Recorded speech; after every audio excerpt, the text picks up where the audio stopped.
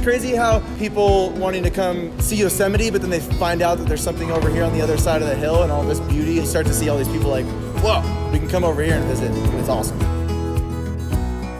I think people who come visit in the summer are shocked, honestly. Like, a lot of times people say you come for the winter and then you stay for the summers. You realize that this place has so much to offer. Clear blue lakes, towering near vertical peaks, colorful wildflowers.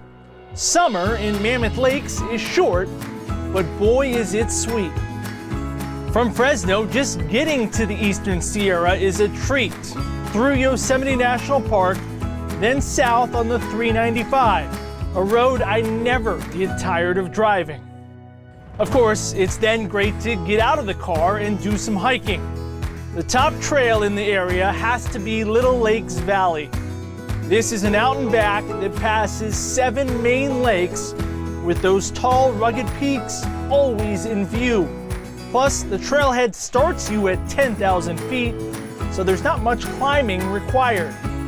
Then there's more than a dozen lakes and 50+ miles of hiking trails at the Mammoth Lakes Basin.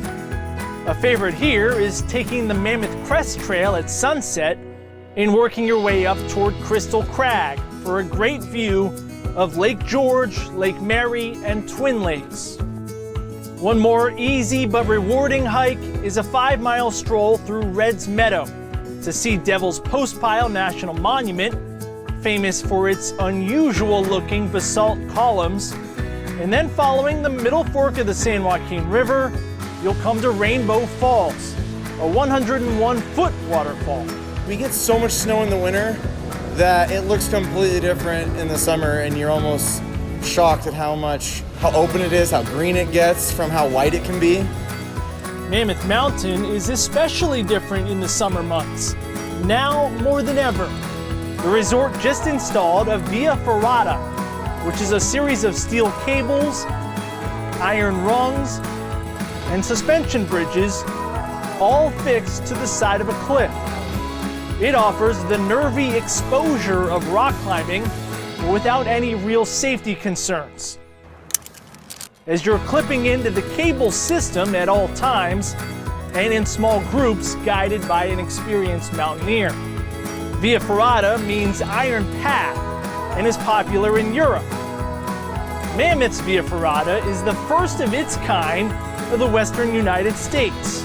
It has 6 routes that take you up 180 feet. I can attest you don't need any actual rock climbing experience, though it might make you want to take up the sport. Mammoth Mountain is also finishing installation on a mega zip line, which will start at the summit and drop down 2,100 feet at up to 60 miles per hour. The resort says it is the biggest vertical drop of any ziplining experience in the country. Mammoth's always been about kind of pushing the limits. We go bigger and we play and have a lot of fun here. At the base of the mountain, kids can get in on the adventure with a new ropes course, a bungee trampoline that flings them some 25 feet in the air, a climbing wall, and a junior zip line. You'll also see a ton of mountain bikers here. Mammoth has maybe the biggest bike park in the US, with more than 80 miles of single track, accessible both as a cross-country ride or downhill after a ride on the ski lift or gondola. If you're new to the sport, another unique deal, Mammoth is the first bike park in the country to introduce e-bikes. They look like a regular mountain bike, but pop in a battery and you have a pedal assist electric bike. It's not going to do all the work for you, but when you pedal, you'll feel the bike engage and give an extra push.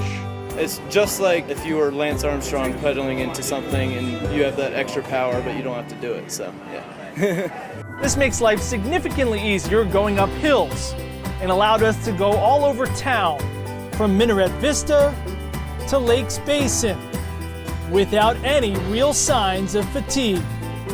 One last distinctive feature of the area, the highest elevation 18-hole golf course in California at Sierra Star. It's not a super long course, but we'll sure test the accuracy off the tee with tight, forest-lined fairways. Views of the granite peaks and mountain streams make even shots out of the bunker a little less frustrating. All told, while I will always be in favor of visiting the Sierra Nevadas National Parks, driving a little further from the Central Valley for summer in Mammoth Lakes is at least an equally good plan.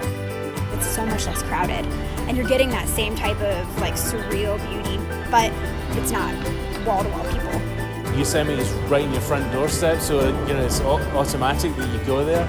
But you spend an extra hour in the car, and you come over and visit us. This place is special.